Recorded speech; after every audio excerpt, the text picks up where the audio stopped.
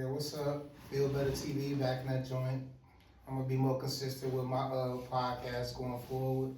I got my guy Eric Rico Chill back in the joint, What's up, people? What's going on? and we're gonna talk about a few topics today. We're gonna try to keep it a little bit more concise and not off the dome, but we still gonna be off the dome at the same time too. Starting off, I want to talk about entertainment, the representation of people that look like us in media. And with the recent Oscar buzz coming out and Michael B. Jordan winning the Oscar recently, that's a good thing for us. So first, I'm gonna start off by a little tidbit. The Oscars are named after Oscar Micheaux, one of the first black filmmakers in the country. He was also a novelist too. He pioneered what we have going on now as far as the entertainment industry. So not many people know that the Oscars are named after him. Yeah, but the actual Oscar, that's after Ptah from Egypt, actual pharaoh. Right. Go deeper. Yeah, I'll just put that out there. It's a couple of things on that. Yep. Yeah, okay. The statue is after Ptah, but the name of the Oscar is after Oscar Micheaux. So with that said, I was actually going to talk about a few different other winners recently. Well, not recently, but in history. Yeah, it was a couple of days ago, right? We had the Oscar party. We was chilling out. We had everything good. We watched it, and I was disappointed at the first half because nobody of color was even close to anything. So then we started watching toward the middle. Then it started getting a little bit better. So I appreciate that they didn't spoil the Oscars by not being diversified. See, and it's funny you saying with the diversity thing, they gonna argue against the diversity because the K-pop Demon Hunters, they won, the Asian people, they was represented. First time ever. Yeah. That's not diversity when it's only first time ever. But again, because it wasn't, Caucasoids, you know what I'm saying? It's like, it wasn't just black people, it wasn't just white people, but anyway. Yeah, just one, and then it's diversified. All right. Yeah. And there was another thing that happened in there too. That one of the ladies had a long spiel about it. I think she was like the first woman to win some award. I forget what it was. It was a woman that won a costume, and it was another woman that won it was a short story. The costume lady was from Sanders too, an Asian lady. And she was pretty good though. Frankenstein won that costume, and I kind of knew Frankenstein. Yeah, but that was actually a decent movie. It was actually set up pretty nicely. But one of the first Oscar winners we had was Hattie McDaniel. And she won for Gone in the Wind, which is basically a Mamie character. And the odd thing about her, she wasn't allowed to go to the Oscars. That's probably the most injustice thing that ever happened at the Oscars, other than the Oscar slap. Oh man, the Oscars. That's gonna go down forever. But it's funny too because I forgot because it's Will Smith won the Oscar that night for Best Actor, and it wasn't like that was one of the better portrayals of black people in media because he won for playing Richard Williams. Richard Williams. King Richard, and that was a positive portrayal of people that look like us because he was a strong father and he made sure his daughters was taken care of. And it turned into something else after he slapped. Right, and that's what's funny. He got on stage and said he acting crazy like they dad, and they looked at him like, my dad wasn't crazy. The daughters was upset about that because it ruined what would have been a good representation of their father. Correct. It tarnished his legacy. And the second Oscar winner we had was Sidney Poitier for Lilies in the Field. I never saw that movie, but I read up about it, coming into this. Yeah. And it was basically a character that played that was going on a travel out west and got stuck in some hick town and wound up building a church for some nuns. Yeah. So it was another semi-subservient role. Yeah, I'm a century young, so I only remember To Kill a Mockingbird. I remember the book. I saw the movie, and that was a great movie. I'm gonna have to see that. I never got a chance to see that. It's a few movies that's on the Oscar list for the winners that I didn't get to see because I never saw the list in the field. I saw Officer and a Gentleman. Lou Gossett won for his best supporting actor in there. That's a good movie. Right. And you really want to hurt Lou Gossett. I don't remember it because I seen it as giving a that child. guy so much hard time to make it. But again, that was a stronger portrayal of us in media, Yeah. as far as the more not gonna say the more recent winners, but the previous history of the Oscar winners. Because next we had Denzel Washington. He won a couple times. His first Oscar was for Glory, where he played a slave turned soldier. Well, he was a more militant soldier that took up for himself in a society of people like army people that kind of humiliated the people. But again, the portrayal in itself, because for the most part, like I was talking in our last podcast, the portrayal of us is either slaves or thugs, and Denzel Washington was kind of a combination of those in that movie. But then he was strong. That was a role that made him lead up to more bigger roles with respect after that. Yeah, because I think after that he did a lot of movies with Spike, Mo Better Blues, more awakening movies. Yeah, and the Malcolm X movie, which he should have won for that. I don't think he was even nominated. Yeah, that's a tragedy that he didn't get, because when you saw him talk like Malcolm and he acted, he personified. And there was another thing about that too, because being that Spike Lee, he got a participation Oscar. I forget what it was for, but he never won an Oscar for none of his movies, and he did some great movies. Like, cause well, I still got counted. I met him when he was on my block. Oh yeah, when he was doing Chirac. He was doing Chirac. That was a horrible movie. No tripping. He shake hands real soft. I don't know if that can be held against him. But I looked at him and I said, "How you doing? Good to meet you." But when he did Chirac, I felt like that wasn't Chicago. None of that was. But I can give him a pass on that, because that was really basically a retelling of a Greek tragedy. I forget which one. I forget which one it was. Yeah, when they stopped. I think it was Iliad. I'm not sure. Okay. But and that's why they had it basically a musical, because you know what I'm saying, they was just trying to make it a modern day retelling of that Greek tragedy. Well, he should have did another city. He should have did but California. Chicago gonna stay popping now, because that's a major metropolitan area that's full of black people and it's mostly Democratic. That should have been a Broadway musical. If you're gonna do musicals. I think it shouldn't have been made at all, but regardless. But props to Spike Lee for being a person in his own category. You can't put him in no genre, nothing. He did all types of movies, and it took all different type of ways. Now back to the Oscars. Who's next?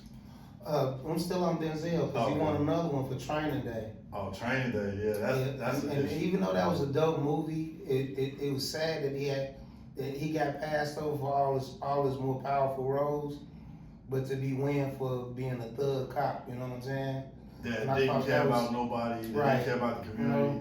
King Kong ain't got on What happened in the end on the cop? Did he die? He died. So I think they had an alternate ending though. He died, and both of them. The first. I think that's his when he take a role, he will make sure that if a person doing bad or evil, they have consequences, and that was, I think, the for him taking the role, he wanted to show that, okay, if you're gonna do like this, then this is gonna happen to you. Okay, I can see that perspective. He said that if he was gonna take the role, that person have to have the consequences will have to happen to him for that. I can see that, and he did have him in the end, so and But your point is, he got the Oscar for being a dirty cop. Right, exactly. So that's the thing with the Oscars. Sometimes they want you to be out of character for them to see you, instead of always positive. And it's some decent portrayals in that list, but they few and far between. Cause like the Lou Goss's portrayal wasn't bad. I don't think Sidney Poitier. I didn't see the movie though, but considering what he was, I don't think he would play anything that would show him in a bad light. It was just definitely an upright character, being subservient to you know what I'm saying, the nuns. Yeah. That's the only thing that I wouldn't. Yeah, back then that was a normal thing for right. us to be in a slave movie, a subservient role, a house person who tended to the house people. You know what I mean? So that's pretty much where we at even today. And some people take these roles. I'm personally tired of slave movies.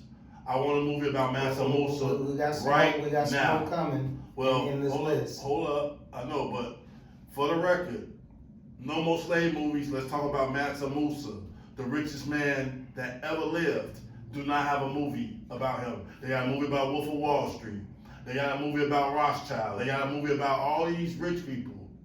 But the richest man that ever walked the face of the earth do not have a movie. Okay, that was my rant. That's okay. Go ahead. No, speak your truth.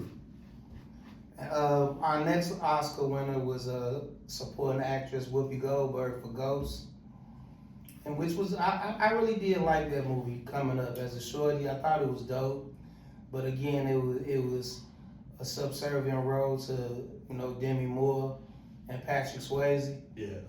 But overall it was a decent role though.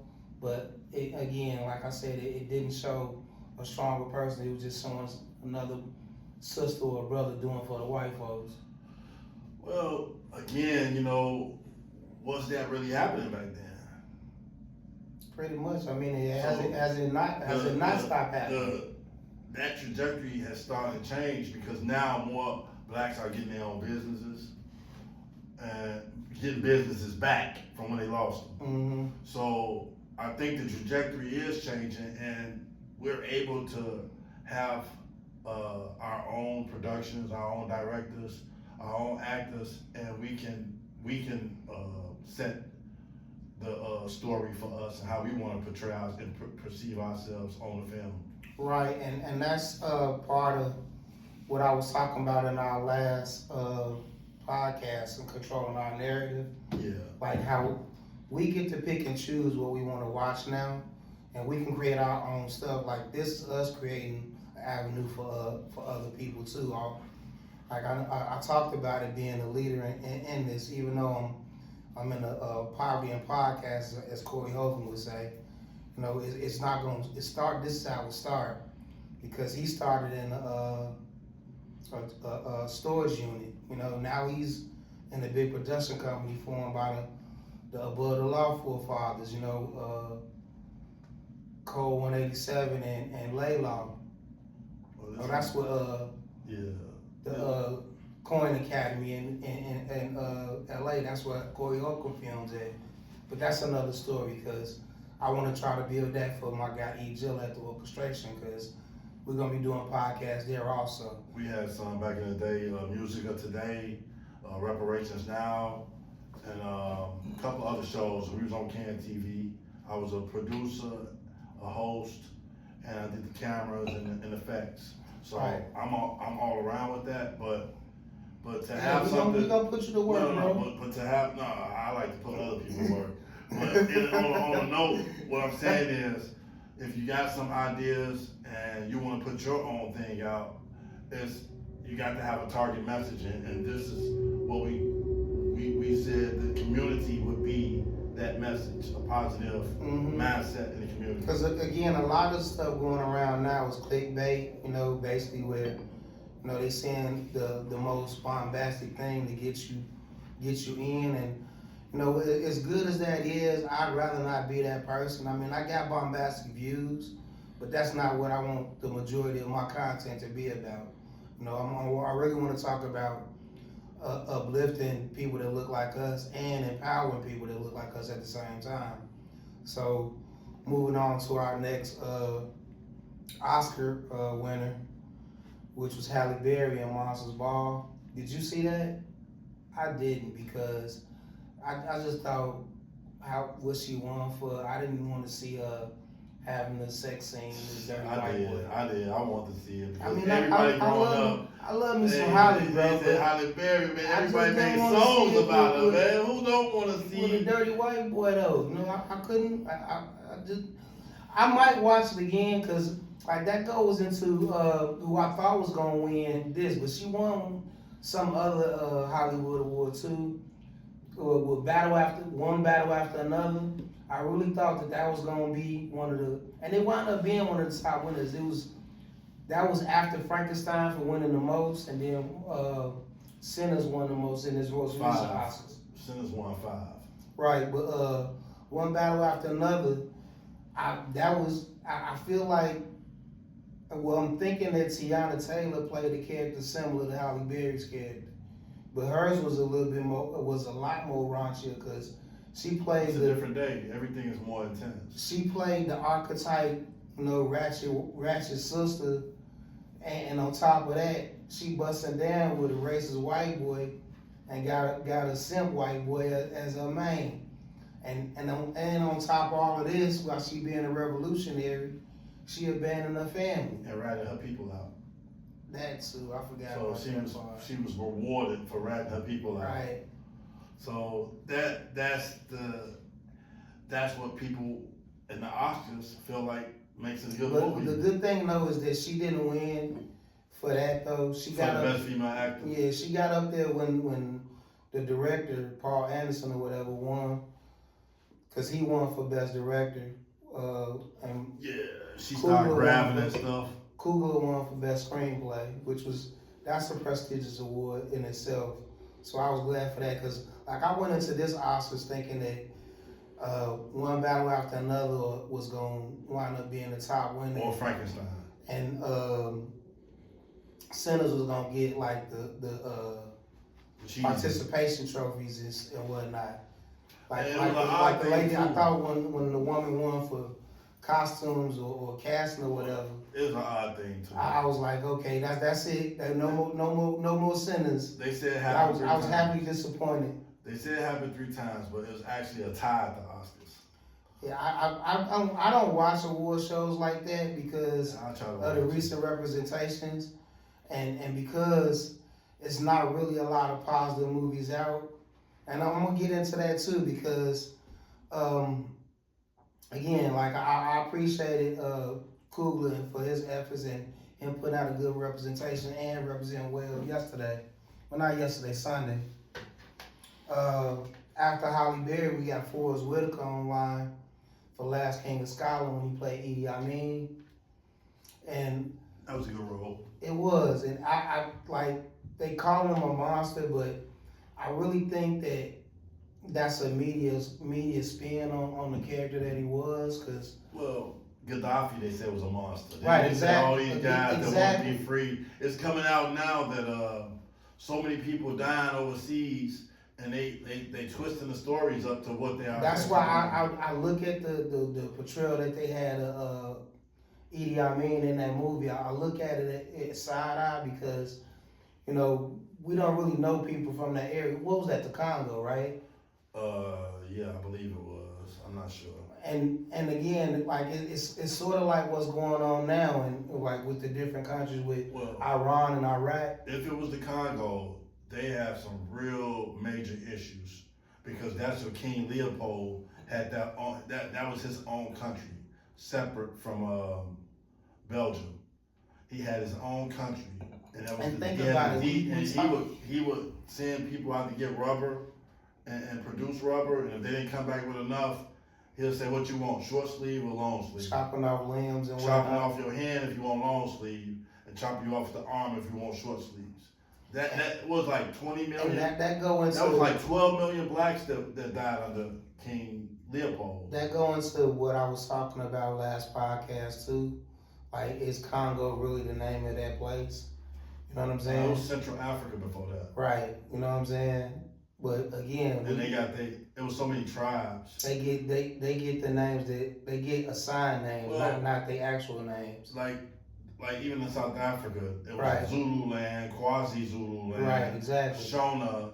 You had the Fente, different tribes, all different tribes. The Venda, and they was known to have certain lands, and they didn't really cut the land up to 54 pieces and call it 54 countries. Mm-hmm.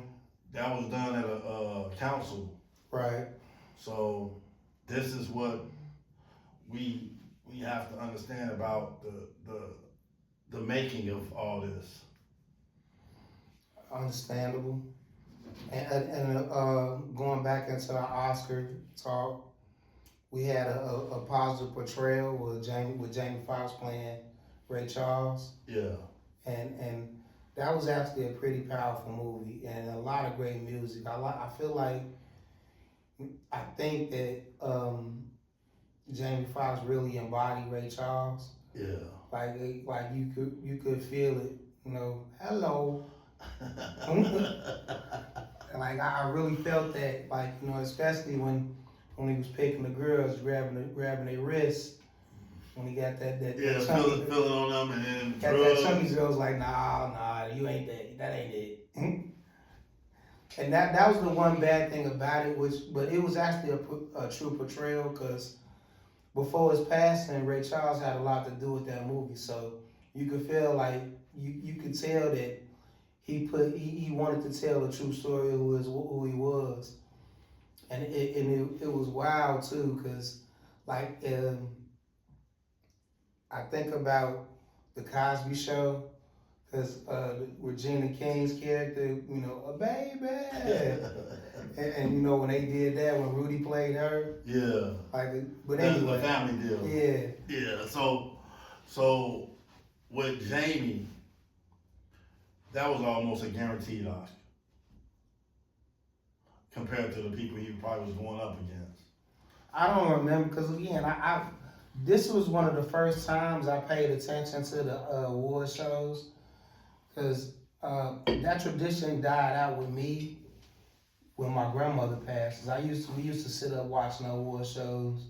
Well, even nowadays, even with the music awards, that was all white thing. It was always a white thing. Michael Jackson was the one that brought us even on to MTV. That you talking about the music awards, because you realize the first rap Grammy was Will Smith. Yeah. You know what I'm saying? Because he was a polished. You know what I'm saying? He was crossed over. Right. And now, with going into those Grammys and whatnot, music as a whole, I'm really not feeling it. I feel like it's kind of soulless now, because it's mostly just a product. There's not nothing that's really telling There's a any lot of story. inside stuff going on with that, with producers and record deals, and it's pretty much, it's not what we see. It's a lot of inner stuff going on with that. But like with the Oscars, it's a lot of inner stuff going on with that too. Okay. And going back into that, Morgan Freeman won Best Supporting Actor for $1 Million Baby. I never saw that. I'm a fan of Clint Eastwood too. Like I didn't see his last movie, The Mule, but I watched the ones before that, like Gran Torino and Unforgiven and stuff like that. Like I really liked his movies. Even when he did as he got older, like the In the Line of Fire and trying to think. It was something like, I love his Clint Eastwood movies though. Dirty Harry was the man. He wanted to get out of the cowboy thing too. He wanted people to know him more than an actor than just for cowboy. I think he's a good director too, because he got into an Oscar thing, because I think he won Oscars for Iwo Jima, whatever his Iwo Jima movie was, because he got into it with Spike Lee because he didn't have no brothers in that movie. Like we wasn't a part of that war. Yeah. But and being typical old white man, shut up. This is my movie. But anyway, after Morgan Freeman, we had J Hood, Chicago's own. She won for Dreamgirls. and I love that movie. You know I don't really.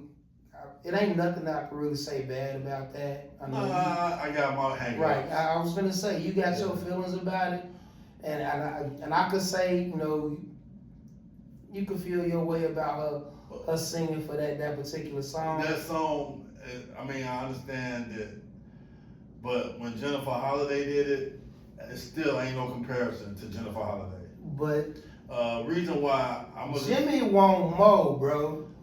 That was enough for me. Yeah, I feel like the day I saw her sing "And I Am Telling You" that song with Jennifer Holiday, I saw the Apollo performance.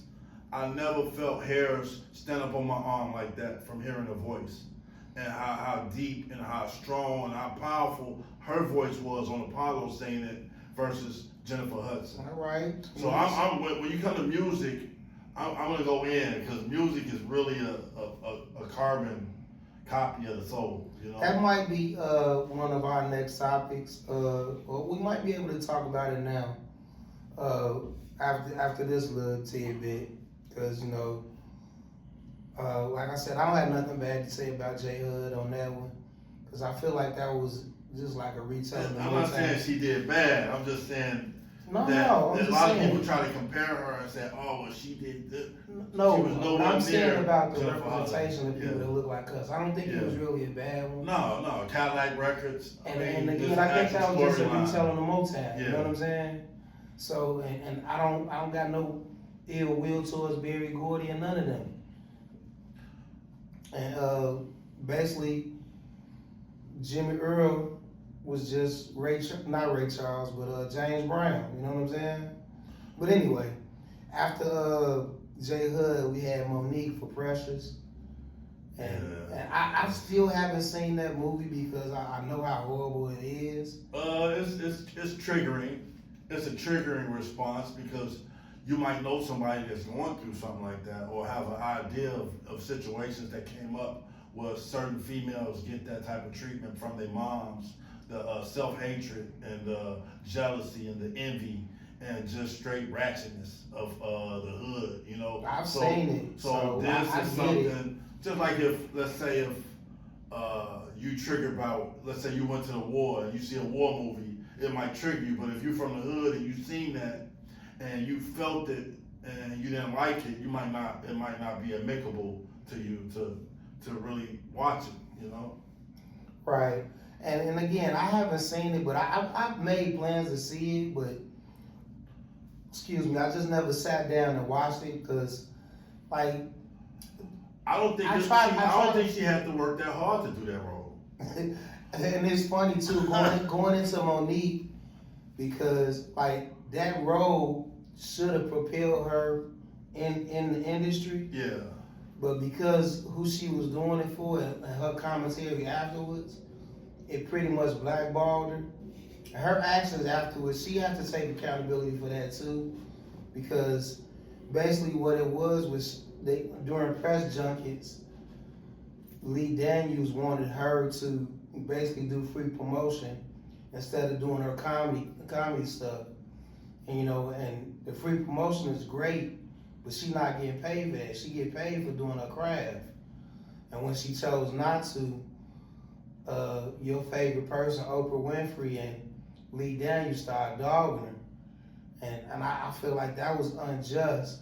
But at the same time, she took it a step further by trying to be Cat Williams before Cat Williams, by opening up the book on everybody in the industry about what they was doing and who they are. Mm-hmm. But she got a little greasy with it too. So her blackballing it is semi-justified, but I still you think can't blackball nobody. Like they tried to do Chappelle, they tried to blackball him. What happened? But what do you see Monique at now? Just different.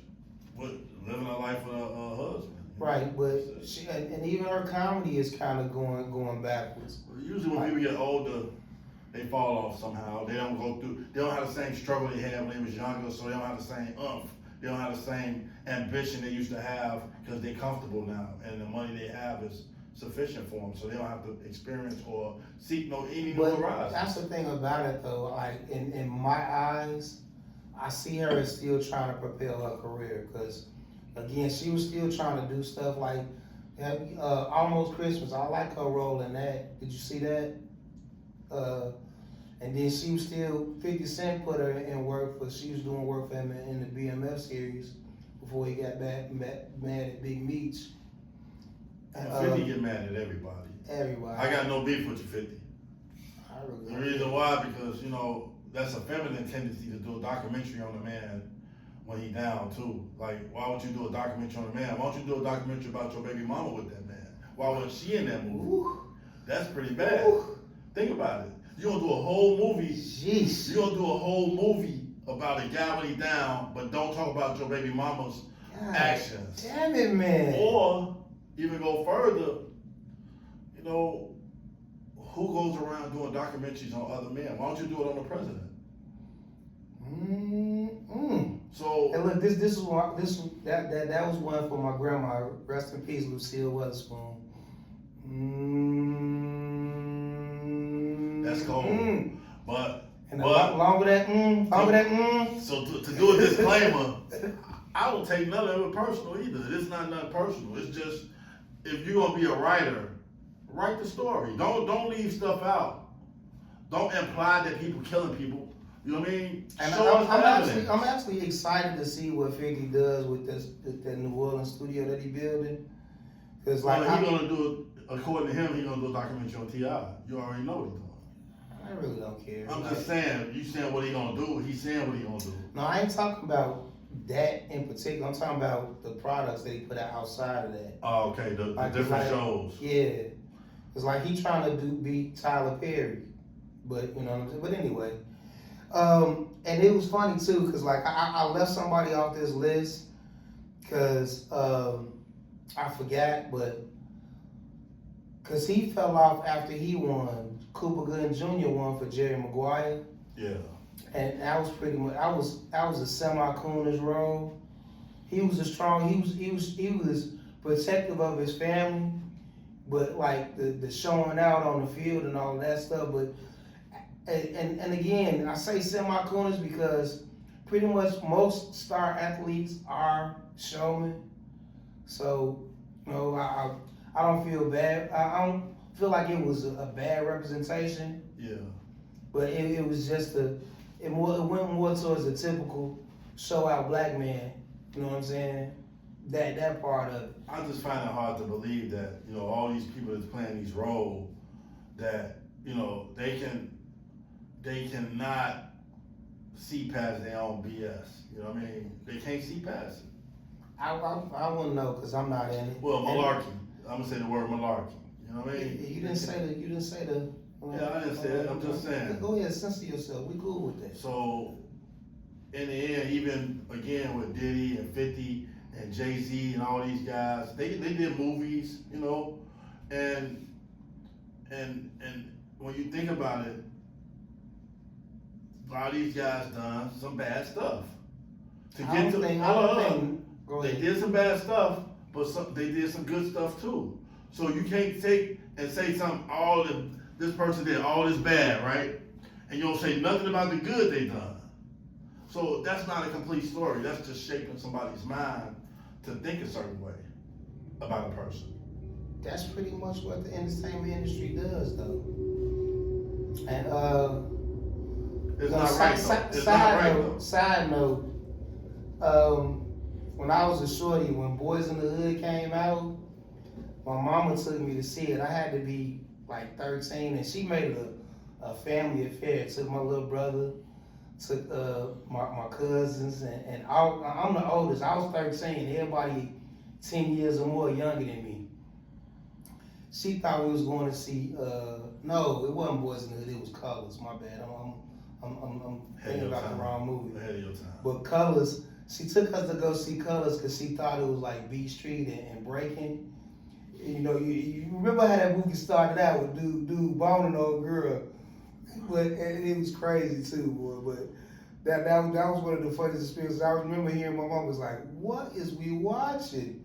but it was too late at that point. We had all our snacks in the I was a kid in and all that. Scarface, so you talking to a kid that was. I had no chill. I went as a kid in the movie theater during the time around Superman. I went to go see Scarface with my family, my mom, and that point I was just. It was a glamorized life of a drug dealer, but he did get his ending. No, but what I was saying about the Gooden brothers though, because I don't know why they said that I looked like Cuba Gooding Jr. when I was a shorty, but when Baby Boy came out, everybody swore that me and Omar Gooding Jr. was brothers. Like, and I kind of see that now, especially with me having a bald. Y'all look like Peanut, but not Peanut. What was his name? Whatever. Whoever Tyrese homeboy name was in that movie, they say that I look like him. The one who did the chin checks. Yeah. So who the next Oscar person? Well, that was it. No, it's two more after this. Lupita Nyong'o, she won for supporting actor in 12 Years as a Slave, which was we done already went over that. We tired of slave movies, blah blah blah. And the final one was Michael B. Jordan for Sinners. Okay, Sinners. We can go into that. What you think about that? Man, I thought that was a great movie. Did that slip past the gatekeeper's eyesight? And what it didn't slip past their eyesight, they just didn't think it was gonna do as well as it was, because they gave Coogler a super deal, and a lot of people in the industry is mad at it. It's something like what Master P did when he signed with Priority, because he not doing music, or Master P not doing music anymore, but he got a great deal, a deal that set him up for the future. That's why he doing all these other ventures now. But Coogler. Well, let's do actual Sinners. The whole deal with the movie. What you think about the whole movie? I think it was I thought it was a great representation of what the South looked like at that time, and I thought that as far as it being a period piece and the representation of the different cultures and whatnot in it was great. And I especially like that, the brothers and the sisters in the movie wasn't no punks. Okay, I'm gonna sidetrack it a little bit and then come back to that point. I knew when Avatars, they say what was the best graphics Oscar of the best something CG, something about computer graphics or something. I knew Avatar would get it, but when they put him up as the best actor, the reason why I knew he was gonna get it is because out of all the movies in the Oscars, we toasted on that too. Yeah, and all the movies in the Oscars, he was the only one that played a double role. Right. And I knew that you can't lose if you got a whole double role acting as two different people and you really nailed both of those roles. Right, and that's going into that too, because that was one of the things that I liked about that movie. Smoke and Stack had different gaits, they had different ways to talk. You could differentiate the kids. The only way it was good that they dressed differently too, because them being twins, you wouldn't know. But they talked differently too, and they had different demeanors. And that was the other thing about it. One was a straight shooter, one was a sideways shooter. They wasn't, neither one of them was straight shooters. Stop that, don't do that. But what it was though, what I liked about it too, because this is Nate Parker. He's an upcoming director. I like his movies that he did. He never really got nominated for anything because he was in Red Tails. Yeah. And The Great Debaters. That's what I called you in the last one, Great Debater face ass. But anyway, Nate Parker put out A Birth of a Nation. Yeah. Which I thought was a decent movie too. And he did American Skin. Have you seen that? I know, I saw Birth of a Nation. But what I liked about Sinners was because in a lot of our movies, we don't come out as winners. You know what I'm saying? And then I feel like in Sinners, we did. Even though the evil brother won, he didn't go around doing evil after that. And he came back and at the lounge. He gave Preacher Boy his props. You know what I'm saying? And that was one of the other things about it too, because even though on camera it was an interracial relationship, it was really a brother with a biracial girl. Correct. So, you know what I'm saying? I like that part though. It said you put your tongue down my mouth. I'm like, man, she cold with it. It's a button. She was cold with it. What does she call it? The coos. Oh man, that was the coldest line. After that, everybody on TikTok, they all like, oh, everybody trying to say that. Right after she said that, I'm like, nah, I know, that's a hit. I like when he was talking to Preacher Boy too. He was like, it's the button you hit and that coos. Like when you eat ice cream. Not too hard and not too soft. Yeah, but on the point of sinners, it started off with his father preaching and the guy coming in all woe down. So like, then it's like a prequel to what's going on. So now, once you see the end, then you understand what he went through that whole night and that whole era of time that they was going through. So the moral of that story is like, it goes a lot of different directions, family first, sacrificing for family. The brother that did die, cause he was going through, cause with Moonwee, I like her too. Even though she was pregnant during the Oscars, I like a super chocolate woman. And a lot of them, they all sacrifice, even the Chinese people.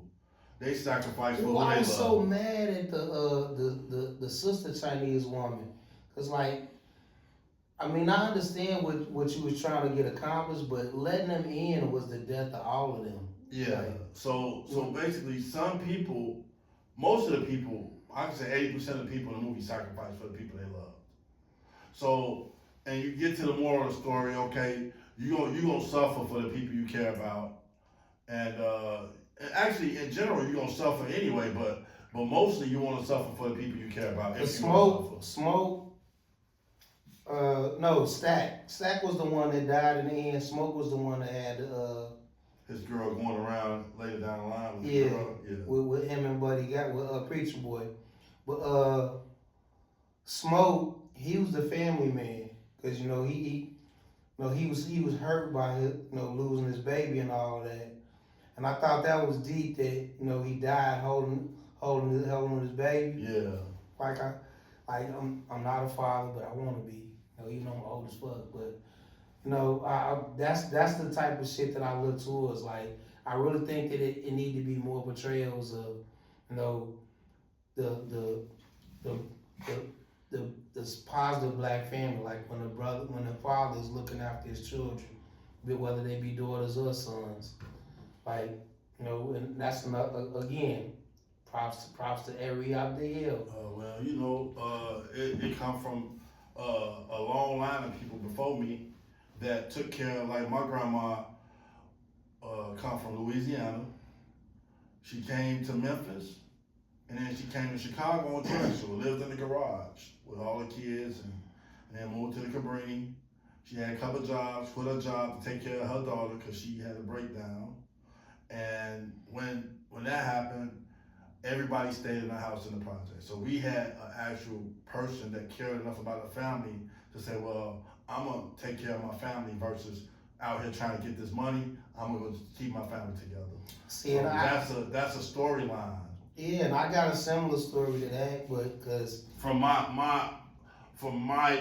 teaching, from what I learned from my great grandma.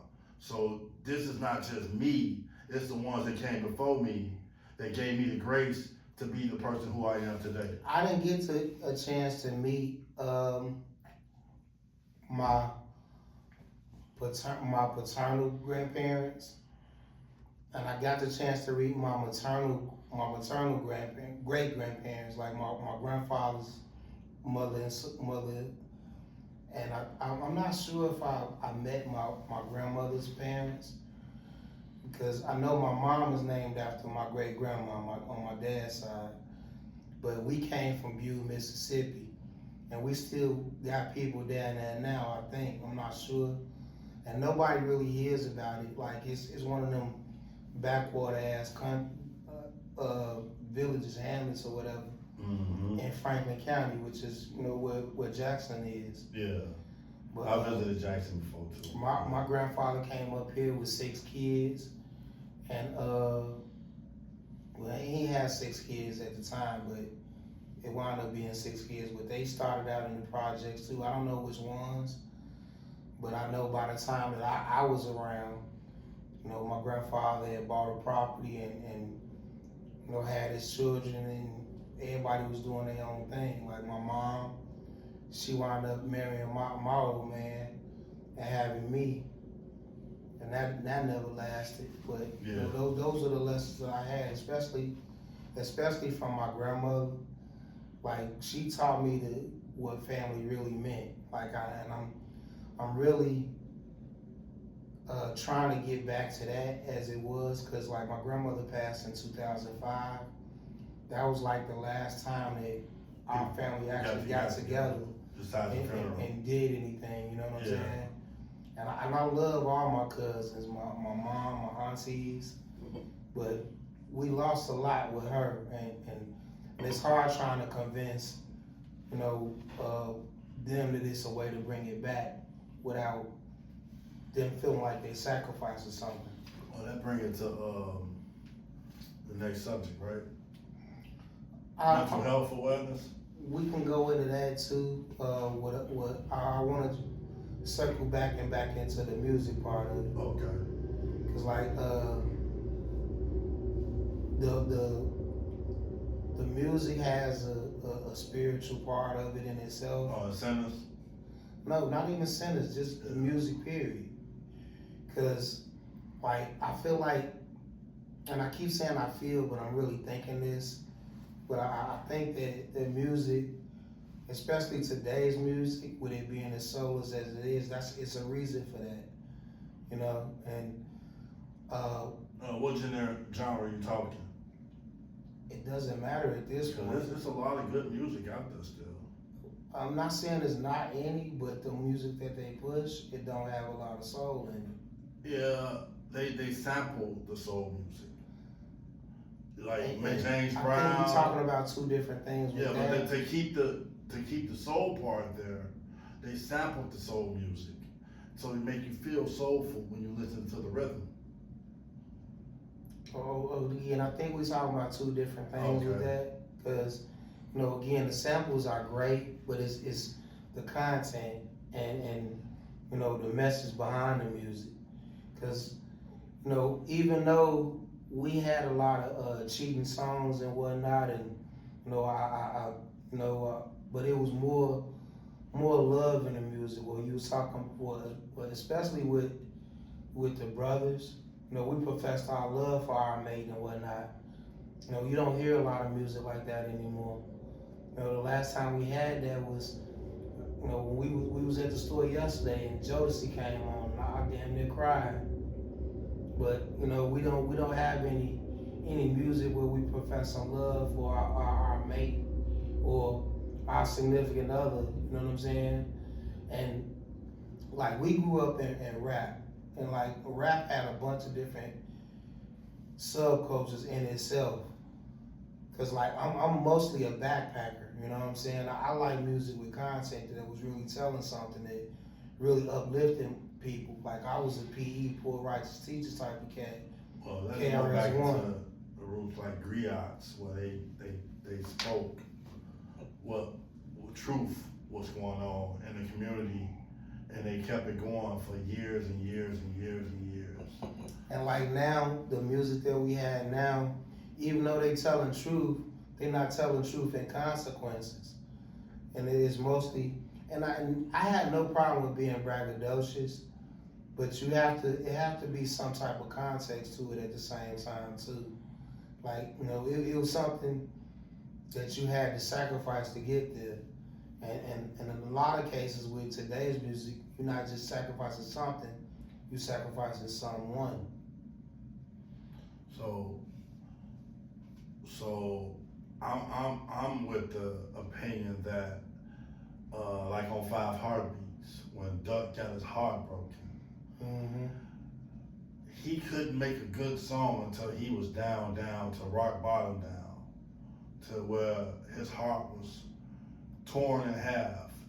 That's where the songwriting comes in, and that's where the melody and the harmony come in. Where true music is brought forth from the pain and the hurt, and also from how good things feel in a relationship. So, if people are not in tune with their psyche and what's going on with them, and they just doing what's trendy, then this is the direction of music. And that's pretty much how it is now. And it's not just music, it's entertainment as a whole too. Even with Our Heartbeats, the song was good, but they didn't get the until they started going through some things with each other on the road. Right. They had the pressures of the white world on them. They was getting pulled over. He had somebody dipping off on him. You know what I mean? I just realized too, like he's a Chicago legend in itself, Robert Townsend. Mm-hmm. Austin Town Hall. You met him? No, Austin's high school rather. Yeah, but I haven't. I would love to meet him, especially because like I think about the different ideas and shit that I had, cause like I would like to get into movie production myself, but I want to tell like rom-com and dramedy type stuff. You know what I'm saying? Cause like if you think about the stuff that we went through with Shorties, bro, like a lot of this stuff was movie worthy. Man, if I write a movie about Cabrini, L-Town, K-Town, Inglewood, I'm good for life. And that's what's funny too, because like coming from the different perspectives, because there's a lot of people that's thugs and know the thug life. You know what I'm saying? And a lot of us, because in our crew, bro, a lot of us grew out of that. You know what I'm saying? Was thugs and but I was thug adjacent because I was never a thug. I just hung with y'all. I wasn't a thug in K-Town. Right. But L-Town. In K-Town. But in L-Town, it was a different story. I'm glad I was able to transition from L-Town to K-Town. Because if I would have stayed in L-Town, I would have been a statistic. I would have been in either jail, dead, or out of town. That's the result of thug life.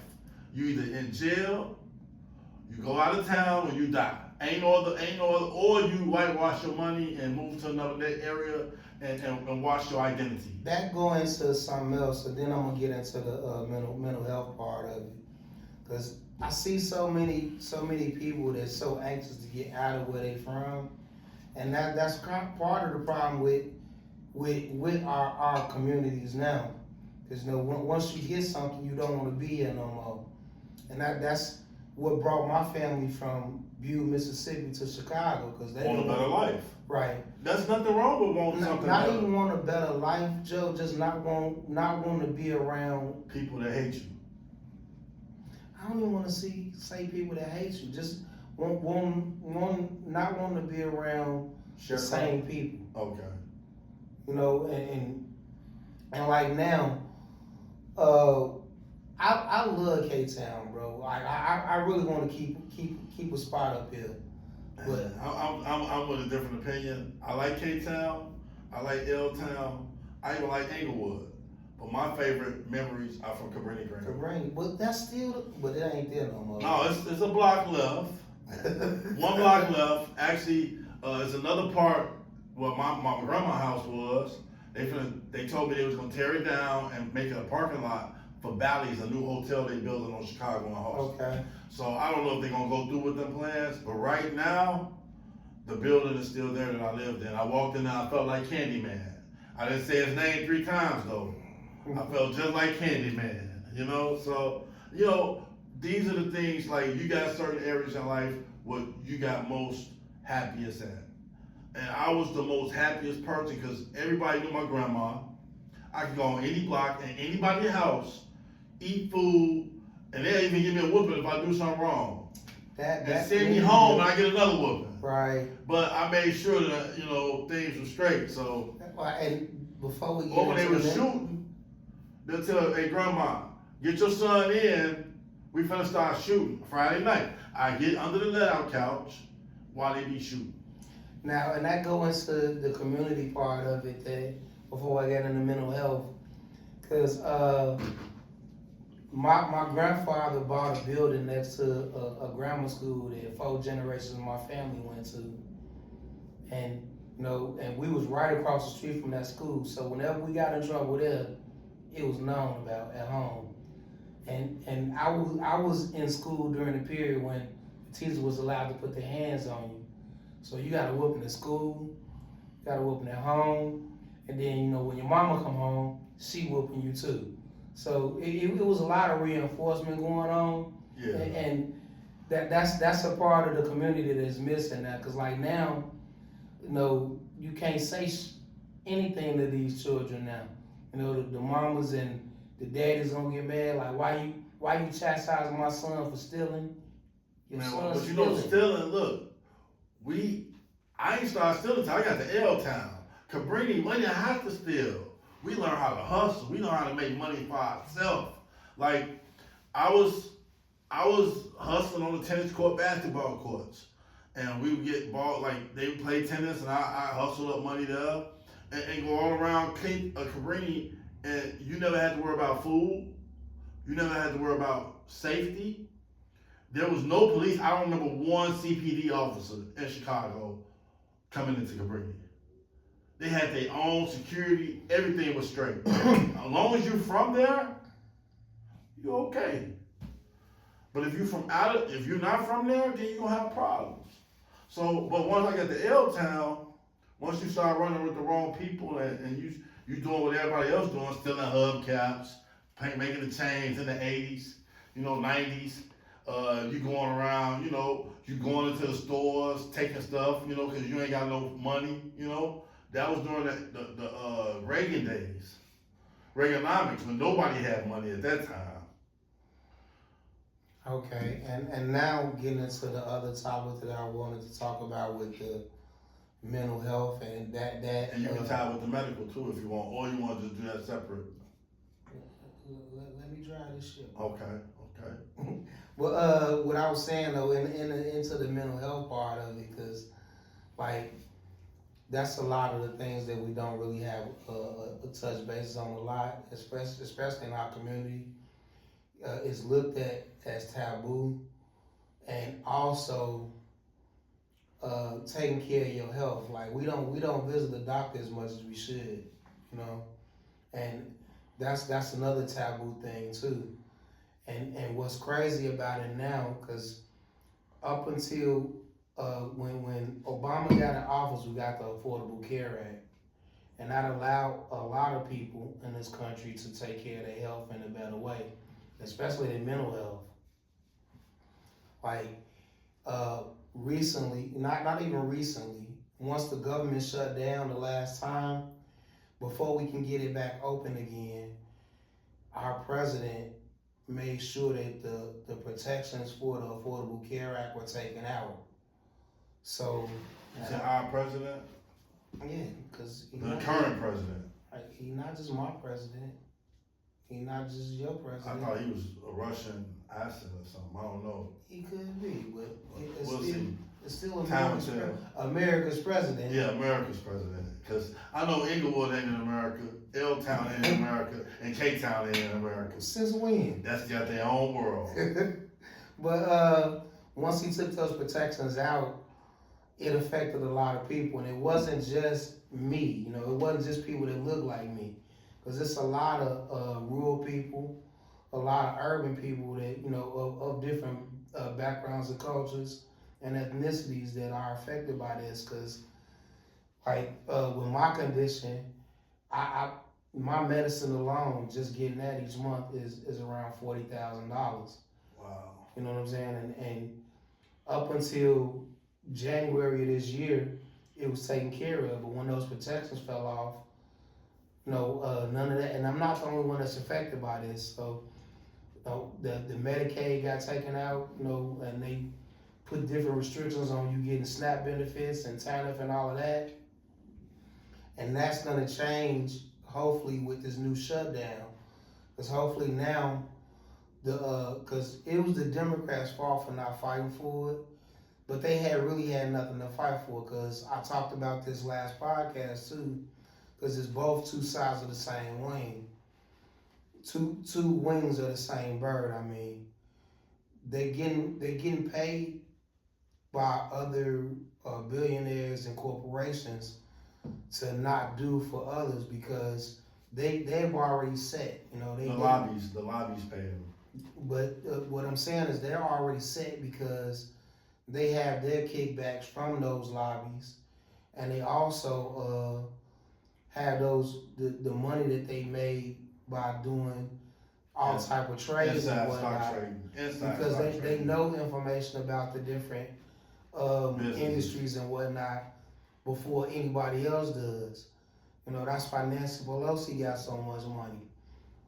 Mitch McConnell. I think they're making a law now, so.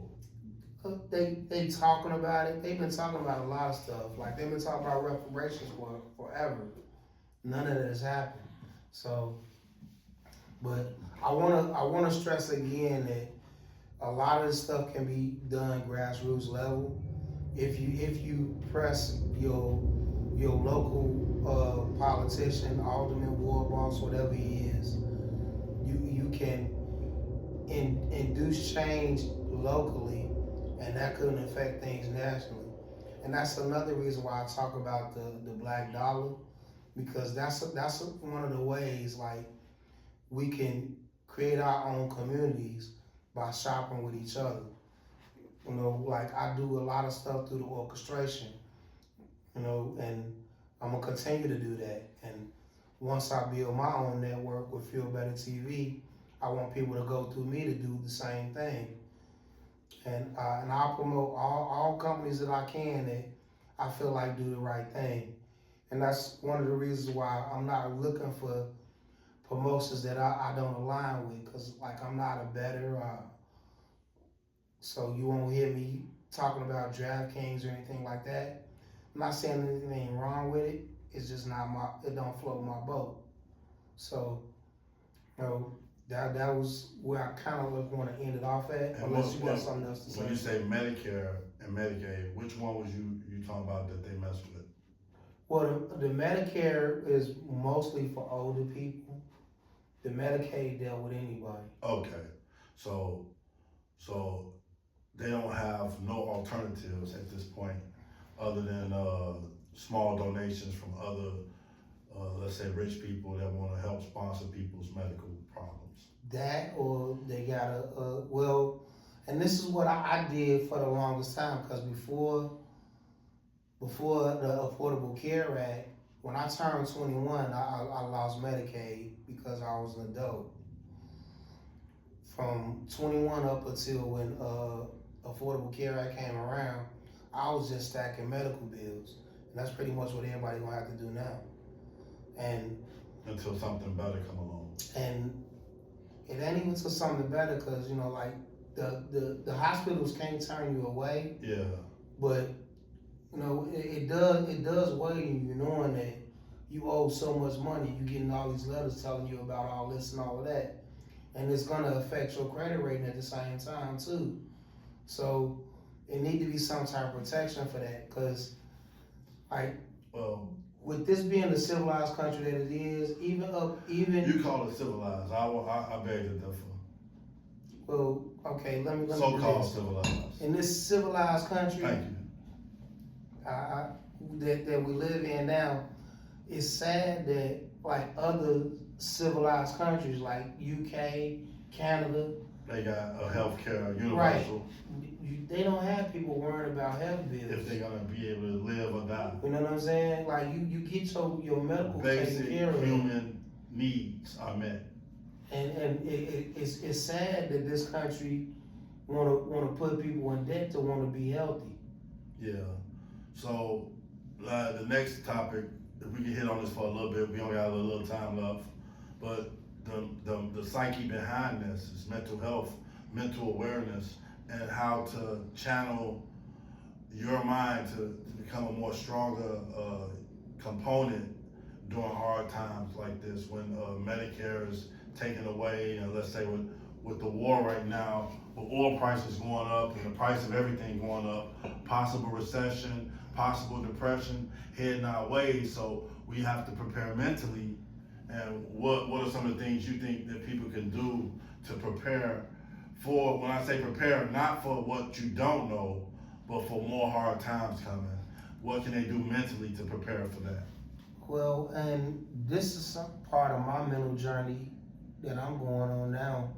Like I was lucky enough to find a therapist, even though with me losing my Medicaid, it's a different story. But like I still talk to my therapist at least twice a month, and that's something that's been able to help me. And it may not work for other people, but having some type of outlet or some type of channel, and this is also another form of therapy too. Doing this, because basically is letting expression. Yeah, there we go. Using those words. Appreciate you. But that part of it is something I encourage a lot of people to do, because like holding stuff in, it won't help you, and having some type of outlet, even if you're not talking, just getting out and being active, and even if you just talking to yourself while you're doing that, some type of way, just let it out. Yeah, mine is more like hiking, biking, reading, meditating. I recommend Insight Timer, which is a free app. You can use that and meditate. Maybe start off with 20 minutes a day, just to hear what your body and your mind is going through, to kind of have an idea. You might not be able to sit still for all that time, but do the best you can until you get to that point where you're able to. And this gives you more of a insight to what's going on with your mind, your body, and your heart. So yeah, so we went almost to the end here. We passed an hour, so we said we was gonna do an hour. So what's the last note on this? What you want to take? The last note is there's more to come. We're gonna touch on a lot of different topics. Stay tuned. Yeah, what he said. Yeah, so again, feel better. My guy Rico Chill. All right, man. Peace out, and keep your mind right. Keep your mind right. Yeah, what he said. Peace out. Enjoy. To one more. Yeah. Episode 2.